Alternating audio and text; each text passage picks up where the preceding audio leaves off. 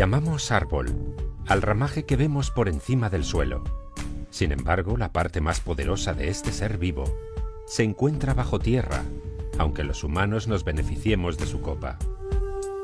Los árboles aumentan nuestra vibración, haciéndonos sentir bien, tanto física como psíquicamente.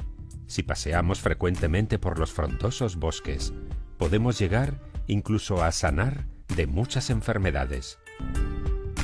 La doctora Susan Simard, de la Universidad de Columbia Británica, lleva más de 30 años investigando cómo se comunican los árboles.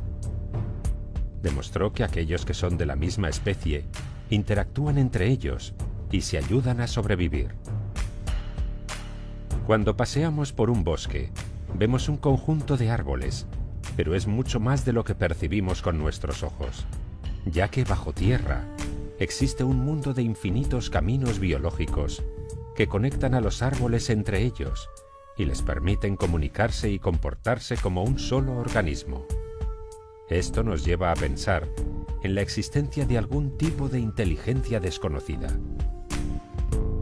Susan y su equipo descubrieron que hay una red por debajo del suelo que se extiende por todo el bosque. Un puñado de tierra puede contener kilómetros de diminutos hilos. Estos hilos son micelios, es decir, raíces de hongos que tienen una simbiosis con las raíces de los árboles. Bajo tierra, las raíces se juntan con los hongos. Así, por ejemplo, un árbol envía CO2 hacia abajo y pasa por el sistema de raíces, donde los hongos, que son los mensajeros, envían ese CO2 a otro árbol que lo pueda necesitar. De modo que todos los árboles trabajan unidos, recibiendo y enviando gran cantidad de información y nutrientes, como si todo el bosque fuera un solo individuo. Los árboles son seres muy sociables, que hablan un idioma común. No son competidores con los de su misma especie, por el contrario, se apoyan los unos a los otros, ya que tienen desarrollada una conciencia de grupo muy elevada. Esta teoría también es apoyada por la bióloga Susan Dudley de la Universidad de McMaster, que descubrió que la planta Impatiens pallida, cuando está rodeada de los de su misma especie, dedica menos energía a expandir sus raíces y ocupan poco lugar, pero cuando no lo está, expande sus raíces lo más rápido posible, extendiéndose a un área mayor. Según Susan Simard, los árboles tienen sentimientos y pueden vivir emociones de dolor o miedo. Si uno de ellos es atacado por un insecto o por el hombre, avisa a los demás para que estén preparados frente a la amenaza. El químico y zoólogo estadounidense David Rhodes infectó un bosque de sauces con unas orugas tóxicas, con la intención de que estos árboles se protegieran de ellas. Para defenderse, el sauce elevó el ácido clorogénico, que es tóxico para las orugas, y éstas murieron. Lo curioso fue que un grupo de sauces cercanos, que no había sido infectado por estos insectos, también elevó su nivel de ácido clorogénico ante un posible ataque. Esto demostró que hubo algún tipo de comunicación entre los sauces. Algo muy similar sucede con las acacias. Las jirafas mordisquean sus hojas tan solo un momento y enseguida lo dejan, porque saben que estos árboles, cuando se sienten atacados, generan taninos que son mortales para los herbívoros. Y no solo eso, las jirafas ya no pueden comer de ningún árbol de ese bosque, porque todos a la vez empiezan a generar ese tóxico, demostrando que hubo algún tipo de comunicación.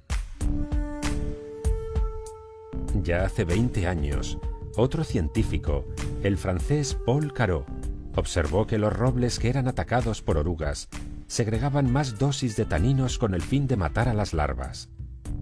Curiosamente, para alejar a sus competidores vegetales, el nogal utiliza las hojas que caen de él, que al descomponerse segregan un tóxico.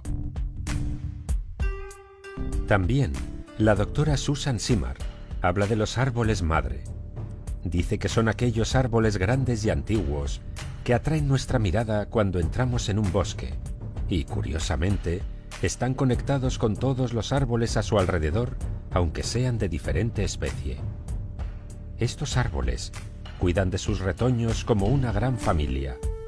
Se produce una transferencia de recursos e información de los más ancianos a los más jóvenes. Es una pena que las prácticas de tala existentes ignoren el papel de los árboles madre de transmisión de conocimiento a la nueva generación.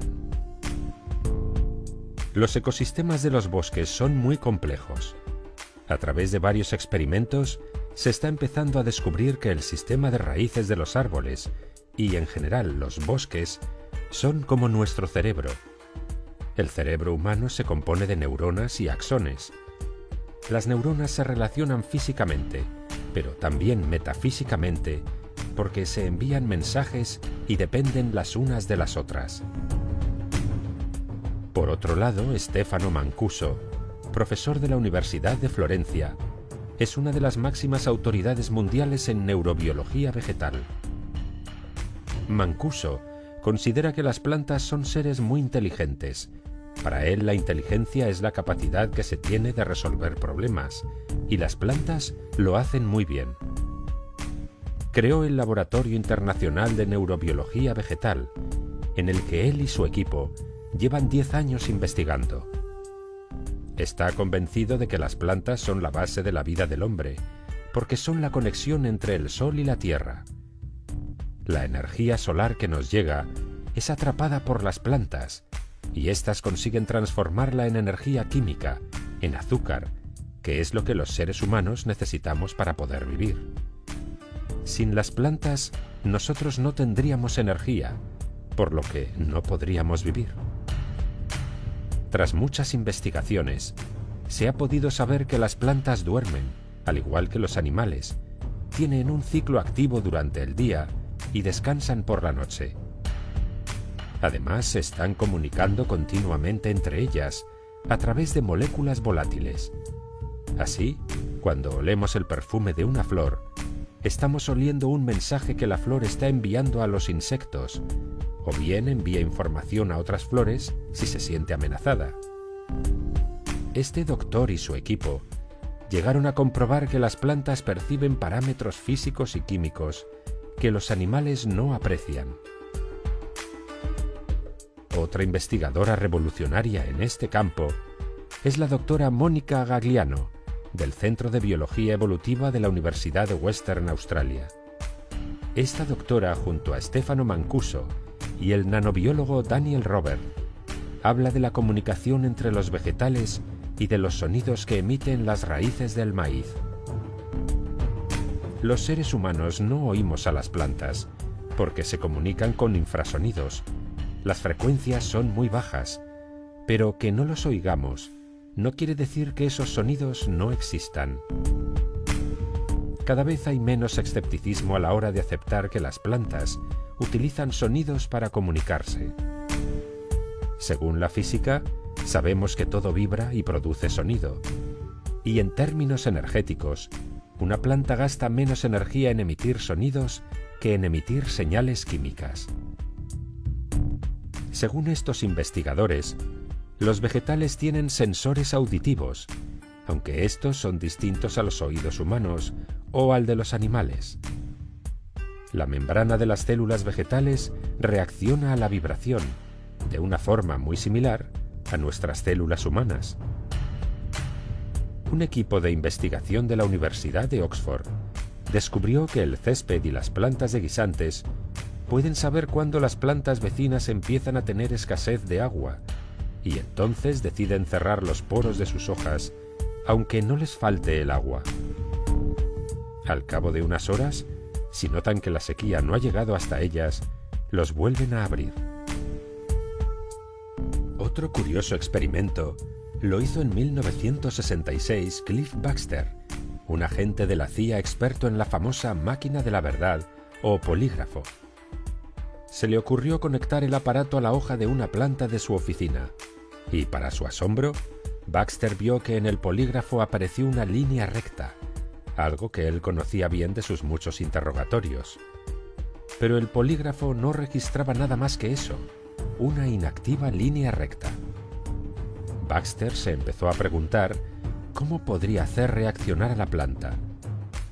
¿Tendría sentimientos? Pensó que las personas muestran esas reacciones en el polígrafo cuando se sienten amenazadas. Entonces se le ocurrió quemar una hoja de la planta, y justo en ese momento, el instrumento de registro dibujó una curva muy acusada. Eran las 3 de la madrugada, no había tocado a la planta, ni siquiera se había movido, tan solo había pensado en quemarla.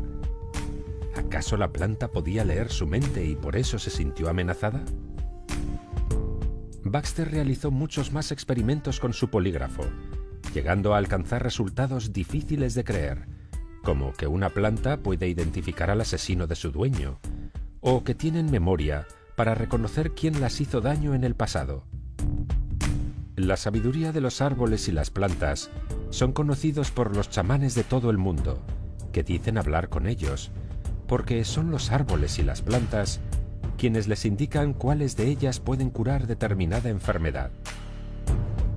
Ya en el siglo IV a.C., el científico griego Aristóteles atribuyó alma a las plantas, aunque no creía que tuvieran sensibilidad. Por otra parte, Hipócrates, el padre de la medicina, aconsejaba a sus discípulos hablar con las plantas, porque decía que eran ellas las que tenían el conocimiento de la curación. Mucho tiempo después, ya en el siglo XVIII, el sueco Carlos Linneo, considerado el precursor de la botánica moderna, afirmó que los vegetales eran como los animales, solo que sin movilidad. Pero a principios del siglo XX, el vienés Raoul Heinrich Francé fue mucho más allá, al afirmar que las plantas se mueven tanto como los animales, pero a una velocidad muchísimo menor. Según un curioso experimento realizado por la Real Sociedad de Horticultura de Londres, hablar a las plantas hace que crezcan más rápidamente, especialmente si son mujeres.